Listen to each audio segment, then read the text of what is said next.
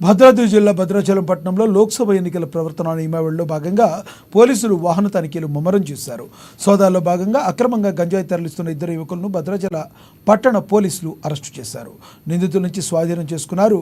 సుమారు 25 కేజీల గంజాయి ఉంటుందని దాని విలువ పోలీసులకు తెలిపారు. నిందితులు ఆర్టీసీ బస్సులో జైపూర్ నుంచి భద్రాచలం మీదుగా హైదరాబాద్ తరలిస్తున్నట్లు పోలీసులు వివరించారు. గంజాయి తరలిస్తున్న నిందితులపై కేసు నమోదు చేసి రిమాండ్కు తరలించినట్లు పోలీసులు వెల్లడించారు.